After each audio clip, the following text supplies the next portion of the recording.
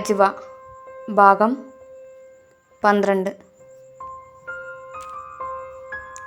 ഹോസ്പിറ്റലിൽ നിന്ന് അത്യാവശ്യ സാധനങ്ങൾ എടുക്കാൻ വീട്ടിലേക്ക് വന്ന ഞാൻ സാറ് കിടക്കുന്ന കട്ടിലിൻ്റെ ബെഡ്ഷീറ്റ് നേരെയാക്കുകയായിരുന്നു. പെട്ടെന്നാണ് തലയിണയുടെ അടിയിൽ നിന്നും ഒരു ഡയറി ഊർന്ന് താഴെ വീണത്. എടുത്തു നോക്കിയപ്പോൾ എഴുതി തീർത്ത് പേനയോടുകൂടി അടച്ചു വെച്ചിട്ടുണ്ട്. ആകാംക്ഷയോടെ ഞാൻ ആ വരികൾ വായിക്കാൻ തുടങ്ങി. എൻ്റെ അജ്വക്ക്, വീണ്ടും എന്നെ നീ പരീക്ഷിക്കുകയാണോ? നീ ഇല്ലാന്ന് എല്ലാവരും പറഞ്ഞിട്ടും ഞാൻ മാത്രം അത് ഉൾക്കൊണ്ടിട്ടില്ല.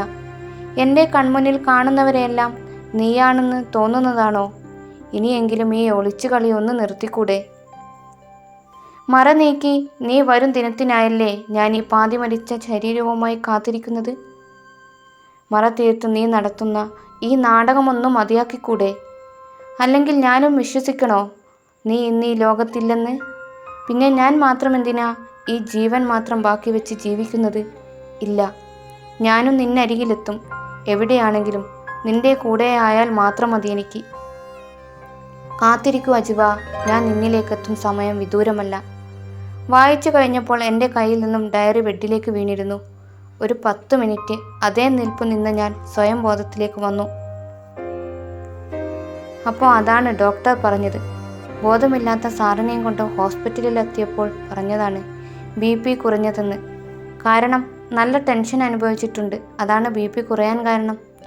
ശരീരവും മനസ്സും ഒരുപോലെ തളർന്നാൽ പിന്നെ നമുക്കൊന്നും ചെയ്യാൻ കഴിയില്ലെന്ന്. ഇല്ല, ഇനി വെറുതെ ടെൻഷൻ അടിക്കാൻ ഞാൻ സമ്മതിക്കില്ല. നല്ല വിധത്തിൽ സാറിനെ ശ്രദ്ധിക്കണം. മനസ്സിൽ പല തീരുമാനങ്ങളും എടുത്ത് ഞാൻ ഹോസ്പിറ്റലിലേക്ക് തിരിച്ചു. ഇന്നാണ് ഞങ്ങൾ ഡിസ്ചാർജായി വന്നത്. സാറിൻ്റെ ക്ഷീണമൊക്കെ കുറവുണ്ട്. ഞാൻ ഏതായാലും ഇപ്പോൾ സാറുമായി നല്ല ഫ്രണ്ട്ഷിപ്പിലായി. അല്ല നെസ്സി, എനിക്ക് നിന്നോട് 2 കാര്യങ്ങൾ പറയാനുണ്ട്. സാറിന് മരുന്ന് കൊടുക്കുന്നതിനിടയിലാണ് അത് പറഞ്ഞത്. ഞാൻ എന്താണെന്ന് കൈകൊണ്ട് ചോദിച്ചു. 1, ഈ സാറ് വിളി ഒന്ന് നിർത്തണം. ഞാൻ അത്രയ്ക്ക് വലിയ സാറൊന്നുമല്ല. പിന്നെ ഞാനെന്താ വിളിക്കുക? എൻ്റെ പേര് വിളിച്ചോ ഷാ എന്ന്. അത് ശരിയാവൂല.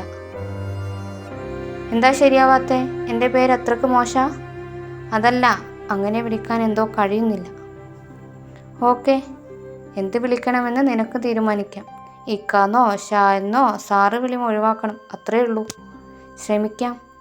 ഇനി 2ാമത്തത് പറ. അത് എന്താന്ന് വെച്ചാൽ ഇങ്ങനെ മൂടിക്കെട്ടി നടക്കുന്നത് എന്തിനാ? ഞാനും ഉമ്മയും മാത്രമല്ലേ ഇവിടെയുള്ളൂ. പിന്നെ ഞാനൊന്നും മിണ്ടാതെ പുറത്തേക്കിറങ്ങി. എന്തൊക്കെ പറഞ്ഞാലും ഒരു അന്യപുരുഷനല്ലേ, അതുകൊണ്ട് അതെനിക്ക് പറ്റൂല.